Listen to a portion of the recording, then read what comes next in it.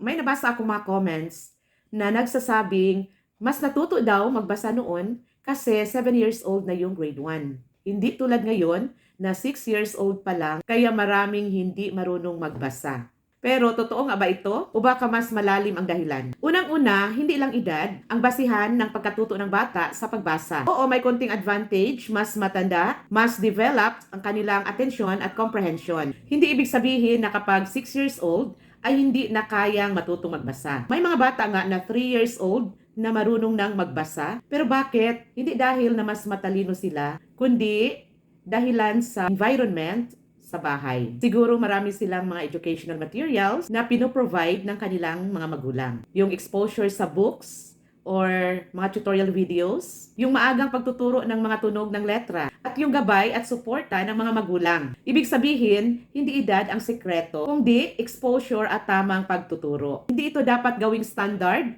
o pressure sa lahat ng bata. Lahat kasi ng bata ay may kanya-kanyang pacing. Ang mahalaga, nabibigyan sila ng tamang foundation, natuturuan ng tamang paraan, at hindi sila napipilit o napapahiya. Kaya kahit 7 years old, kung kulang sa foundation, mahihirapan pa rin. At kahit 3 years old pa lang, kung tama ang exposure, maaari siyang matutong magbasa. Ngayon, masasabi nating mas bata ang grade 1 kasi 6 years old. Pero dapat kasi mas kailangan natin yung maagang intervention, malinaw na teaching strategy, at matibay na foundation sa kindergarten pa lang. Hindi talaga edad ang problema, kundi kung paano natin tinuturuan ang bata. Ang bata ay natutong magbasa hindi dahil sa edad, kundi dahil sa tamang gabay, tamang exposure, at tamang proseso sa pagtuturo. Mas mahalaga kasi yung tamang proseso sa pagtuturo ng pagbasa.